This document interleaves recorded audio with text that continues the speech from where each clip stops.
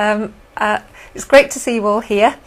And what I'm going to do, I've got just a few slides that I'm going to talk through to get you, hopefully, to think about portfolios and the kind of advice students need, because it's the moment when they've handed in most of their other work, probably, and are running about asking for advice about portfolios. The way this works is that you get to hear this about 2 minutes after I say it, and what I'll do, I'll talk probably for about 20 minutes, and then I'll answer your questions. If you type questions in as you think about them, they'll all be sitting here for me ready to answer as soon as I've finished speaking. So don't hold back. Ask the questions and I'll do my best with them when they come. This is being recorded too, so and I'm happy for it to be shown to anybody. It is a public access document at the moment. People can log in who are nothing to do with social work or the BSc. So if it would be useful for you to show to students, then please do that, and anyone else who would be interested in it. What I'm going to do is talk briefly about the purpose of portfolios, focus particularly on giving advice, to look at some examples around how to make sure that what you're giving is support for students to approach this in depth, rather than kind of trying to guess where the hoops are and jump through them to our satisfaction. And then to spend a bit of time looking at the 3 different years and how they work together. So first of all then, what's the purpose of the portfolio? What's really important is that whilst the portfolios are an academically marked piece of work, that they are about the students learning over the year, and as it goes through the course, it's about their learning in all years. So what we're really after is a window on the student as a developing professional. I was talking to a student this morning who came to see me about her portfolio and saying, really, this is the only thing the person reading the portfolio will know about you as a practitioner. And the evidence in the portfolio is what other people and you yourself say about your practice. And the reflective account is a way of bringing that together so that people get a flavour of the uniqueness of you as a practitioner. And what I'm hoping is that students will develop the confidence to really show who they are in the portfolio, because at moderating panel the feedback we've had is that they really do give a rounded picture of the student, so encourage students to do that. I think if they do that, they can't escape from illustrating their values. If they try to tick the boxes about have I done this, have I done that, have I shown this particular value, then what you get is a kind of surface approach. Whereas if students try to explain why they do things and what their thinking is and what their approach is, what you get are the values permeating the portfolio. There's no such thing as knowledge-free or theory-free practice. And so what students should be doing in everything they write is thinking about, why do I think that, where does it come from, and attaching the reference to it that best accounts for how they know something, not sticking in lumps of theory. That's not the point. The other bit about the portfolio is that it should illustrate the self-directed and reflective learning that they're doing. Again, it's not about this is the learning I've done, but this is the whole learning process that I'm in the middle of. And even, or should I say especially for students at the end of the 3rd year, this is not the finish, it's the start of their continuing professional development. And the best portfolios are the ones that show that learning is a continuous process, and that both content and the business of learning is being learnt about, so that they're becoming more skilled in presenting themselves as learners. Most importantly, and this is what I said to the student I was talking to, is don't write the portfolio for us. And I know it's really hard for them to hear that advice because we're the ones that are marking it. But write it for the service users. That's really who this work is for and about. That's what they're developing their skills for. And I explained that we have service users and carers on the moderating panel, so the markers aren't the beginning and end of it, and that really their focus should be on the people they're here to give a service to, not the academic or the practice assessment staff. So they hold that as their focus. They'll do a much better portfolio than if they try and guess what we want and deliver it to us. So giving advice. The more anxious people get, the more they come and say, is it this or is it this? What does that mean? What does so-and-so mean? And I've been writing practice guidelines, module outlines for something over 20 years. And I used to think that if only I could write it properly, it would be perfectly clear and people would do it. And now I know that's rubbish, because actually words are very blunt instruments for what we're trying to communicate here, which is why, incidentally, I absolutely love webcasting.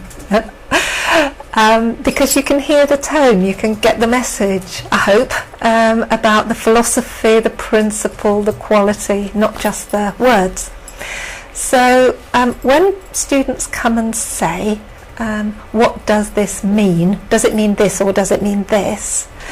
It's really important that you don't make it up. The rules that we are held to are the ones that are written down in the book. And if a student interprets them in a way that we wouldn't, but they're still accurate, we can't punish them for that because of the imperfection of the words themselves as a way of carrying message. But the most important thing is that the more detailed information students ask for comes from a place of anxiety and trying to please us, to get it right for us. If you respond to that with confidence, tell them that the portfolio is about you, it's yours. Everybody's portfolio is going to be different. It's got to have the contents in it that we say are in it, but that's like the ingredients in a recipe. Nobody can use the same ingredients in the same recipe and produce an identical dish. It isn't how cooking works. Nor is it how portfolios work. The best portfolios have a flavour of their own, and that flavour is the student.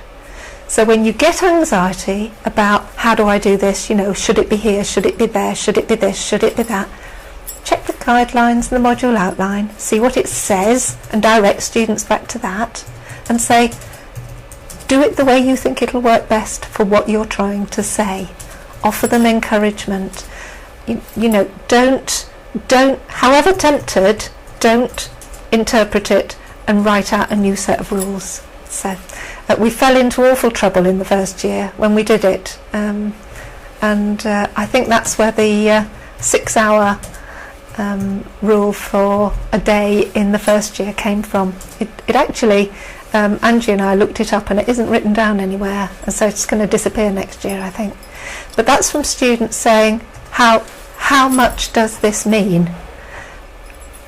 And a lot of the guidelines and a lot of the requirements are written so that students have to interpret them and have room to interpret them. What we don't want is the kind of formulaic, all the right bits of paper are here and therefore it must pass nonsense. This is about presenting people as professionals. So, give you some examples about this. Confidentiality. It's very simple for students to fail. This is written in both the guidelines and in the module outline using exactly the same words. And I can't read it to you because I'm doing this, but it is a service user or carer name, an address, or a photograph, something which clearly identifies the person. Actually, what students need to do is to think really hard about how they protect the privacy of service users and carers in an absolutely consistent way, and say what that is. So their portfolio actually shows that they know this is complex. They know it can't be solved with simple rules. The same thing applies with anti-racist and anti-oppressive standards. When we wrote these, and it came out of a piece of work that Liz Curry did a long time ago with going through the diploma in social work portfolios and seeing what wasn't there. And then we did a lot of work with practice teachers to look at what we needed to have in place. And we thought at that time that we'd done quite a good job of solving the problem. So we produced standards for anti-racist within anti-oppressive practice. Now you know that a group of you are currently reviewing those and seeing how good they are in terms of a learning tool. Because the danger is the minute you give somebody a framework, they start using it as a tick list. And they go, done that, done that, done that, must be all right. Because actually, anti-oppressive, anti-racist work within that is a very complex business and has to be thought about and struggled with. And you don't get it right just by getting it ticked off the list. So when students say, I'm not sure how to incorporate this in my portfolio, you say, how are you doing it? Write about how you're doing it. Don't assume that we know anything about you. Don't assume we know anything about anti-racist or anti-oppressive practice. And write what you're writing as if it was for somebody who reads the Daily Mail, if you like. Because that'll make them spell out the detail of their thinking and what they're doing. So again, encourage people to use this as a tool, not as a tick list. The same thing happens with service user and carer feedback. People invent forms, and forms can be quite good because they allow people to write the feedback, to answer specific questions, and for students to seek feedback via other people, so when they're not there. It's not the only way to get service user and carer feedback, and I certainly hope it's not the only way students are seeking it, because they should be looking for feedback in everything they do. Non-verbal feedback, response feedback, as well as direct and articulated feedback. And they need to be incorporating that into everything that they write. You know, how they know what they're doing is all right or not, what they're doing about that when they think they've got something wrong. They should be reflecting with the people they're working with, not just on the basis of a form that's been filled in. So really the formula for that is not particular. Again, it needs to be there, but it needs to be there in a way that's real and congruent and not just to satisfy us. And finally, holistic assessment is something that we are still working to achieve, and we've, as you know, these service user and carer statements were written because the National Occupational Standards, the Code of Practice, the BASWA Code of Ethics, the Global Standards for Social Work and the benchmark standards didn't kind of fit together neatly into any framework that students could use as a way of proving their practice. And in fact the National Occupational Standards are mostly what programmes use for portfolios for practice.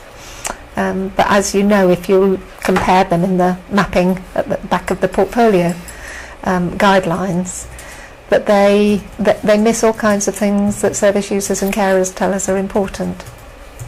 So what we should encourage students to do, I think, is to use the statements as a way of thinking about what they've written about their practice, as a way of kind of checking whether they've included all the things they should have thought about. What they mustn't do is use them as a tick list, There's no point in them cutting and pasting the statements into their portfolio.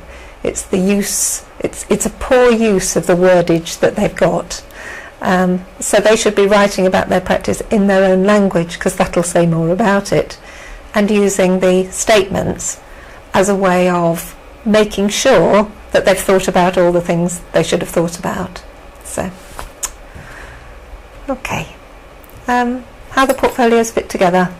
In the first year, what we're looking for is students to start getting the skills of portfolio building, putting documents that are succinct, that are signposted, that are referenced, that are validated, verified rather, into their portfolios, and then describing themselves in relation to them, because that's what the reflective account should be. It should be a summary of themselves which relates to the material that's in their portfolio. It's about focusing on their learning. That's what we're interested in them doing. So they should be recognising themselves as beginning social work students and thinking about how far they've got with that. Again, using feedback. They've done this right from the point of the safety to practice. They should be showing in the portfolio how they are getting more familiar with their own learning needs, how they're refining them, and how they're understanding that they should respond to them. And finally, the reflective account. And please, nobody ever call it an essay, which is, I know, what we had for the first 3 years of the programme.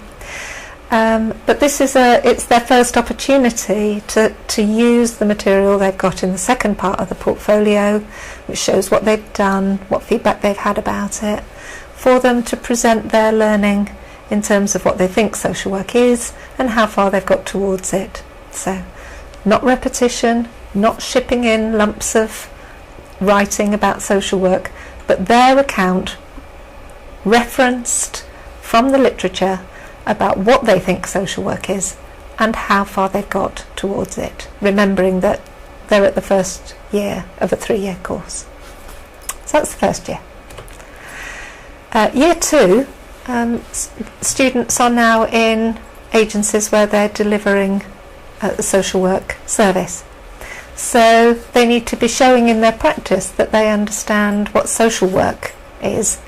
And some of them will be in multidisciplinary agencies where social work may not be the major professional activity, and need to show that they understand how to practice social work within that agency. And I think that's a really important distinction, that simply doing the agency's work isn't what we're looking for.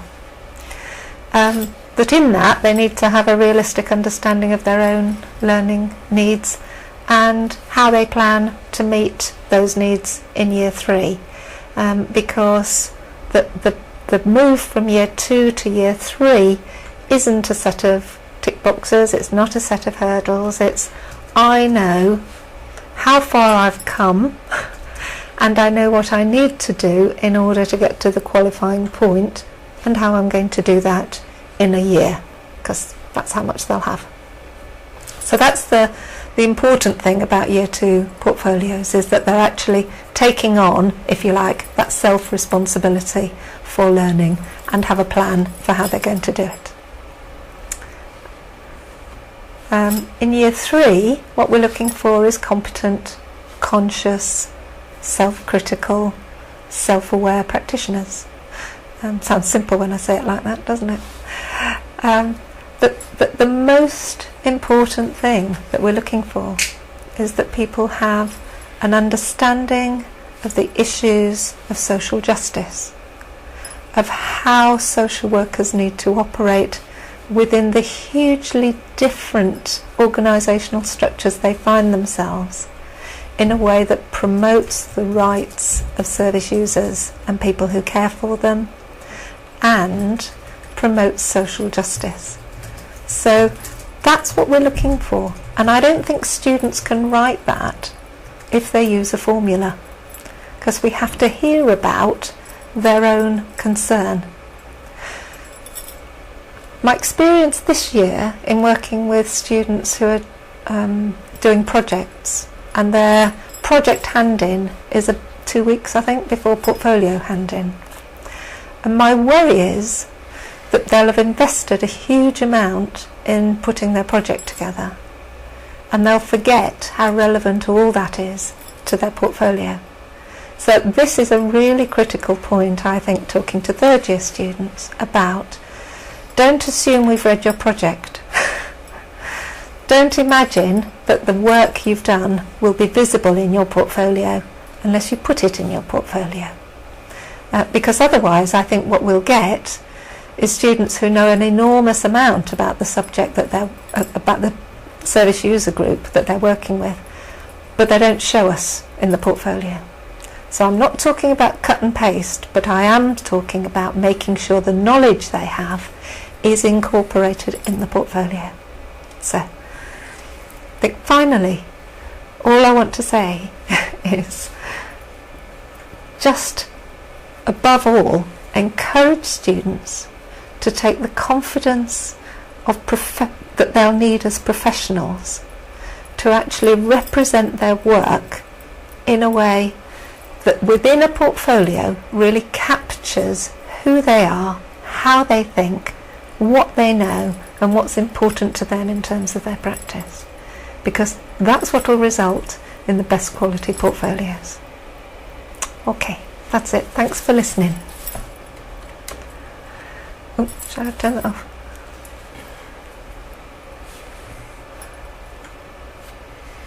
I'm going to pick up questions now. I think, okay, pity the students are not watching now. This will be fab. Yeah, that's why I was so disappointed last time that it wasn't recorded, because I thought, oh, you could show it to students as well, because I knew you were having the workshop on the Monday. So I'm very happy for this to be shown to students in whatever way they can access it. So, okay.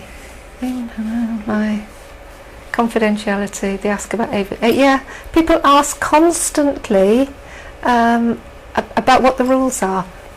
It's all written down. If it doesn't say you must this or you mustn't that, they have to use their own judgment. And bless my soul, we are expecting students to come out able to use their judgment. And I think it's just giving them the confidence to be able to do that, because unfortunately, one of the things that they've learned through educational systems is that they have to work out what we want and give it to us. So tell them what we want is written in the guidelines and the module outline, and after that it's up to them. And what we want is for them to produce their own work. That's what we want. So, are there any more questions? That makes it sound so easy and straightforward. I know. What I also know, because I had to do a similar job myself when I applied for the teaching fellowship, that I had to put together a portfolio saying, this is what I've done, this is what I think, this is how it all hangs together. And actually what I got told, with to my absolutely great disappointment, was that what the first one I'd done really didn't have my voice in it, didn't hang together, and so I had to write it about 5 times. So with support and getting other people to read it and going back to the drawing board, thinking again. And actually that portfolios are hard work, and you do have to write over and over again to get to the point where it really does represent what you mean. And it's graft. I know it's graft. And worth doing, because you have something that you can feel proud of as well, because it does bring together your own work in a way that otherwise kind of dissolves when you move on. So, no more questions? Okay. That's appropriate to sample portfolio. Oh, Linda, yeah, okay. What you're asking is if it's appropriate for students to see a sample portfolio if they're supposed to produce their own one. The answer is absolutely yes, I think so. There are no secrets here. We're not... it's like should there be a picture of the cake in the recipe book? I'm not sure it actually does the baking for you in your own kitchen and with your own utensils. The portfolios that we have are only for showing, they're not for taking away and photocopying. And my experience with students who've had difficulty with portfolio, where they've had to repeat, is that they've come, and this is a generalisation, but it's several students I can think of who've come and they've said, well, my practice was all right because the placement supervisor and the feedback I got was all right, so it's just my portfolio. And I've looked at other people's portfolios and they're all different, so what do you want? And the answer is, we want yours. If students try to use a formula, it won't work. I mean, actually what you see is students getting stuck in trying to get it right. So they can look at anybody's, I think, because what we'll be able to see is whether it's theirs or not. And the best portfolios are unique. So, Angie.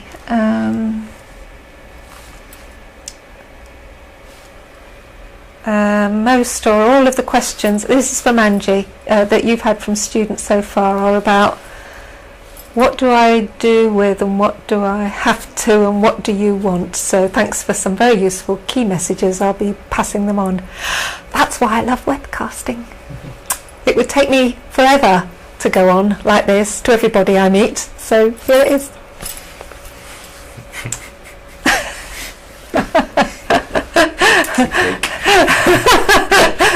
Thanks for the feedback about the metaphors, Rose. I'll look forward to cake.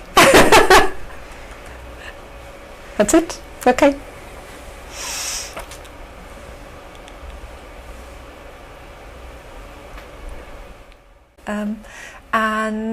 What I'll do, I'll talk probably for about 20 minutes, and then I'll answer your questions. If you type questions in as you think about them, they'll all be sitting here for me ready to answer as soon as I've finished speaking. So don't hold back, ask the questions and I'll do my best with them when they come. This is being recorded too, so and I'm happy for it to be shown to. It's great to see you all here. And what I'm going to do, I've got just a few slides that I'm going to talk through to get you, hopefully, to think about portfolios and the kind of advice students need, because it's the moment when they've handed in most of their other work, probably, and are running about asking for advice about portfolios. The way this works is that you get to hear this about 2 minutes after I say it. Giving is support for students to approach this in depth, rather than kind of trying to guess where the hoops are and jump through them to our satisfaction. And then to spend a bit of time looking at the 3 different years and how they work together. So first of all then, what's the purpose of the portfolio? What's really important is that whilst the portfolios are an academically marked anybody, it is a public access document at the moment. People can log in who are nothing to do with social work or the BSc. So if it would be useful for you to show to students, then please do that, and anyone else who would be interested in it. What I'm going to do is talk briefly about the purpose of portfolios, focus particularly on giving advice, to look at some examples around how to make sure that what your piece of work, that they are about the students learning over the year, and as it goes through the course, it's about their learning in all years. So what we're really after is a window on the student as a developing professional. I was talking to a student this morning who came to see me about her portfolio and saying, really, this is the only thing the person reading the portfolio will know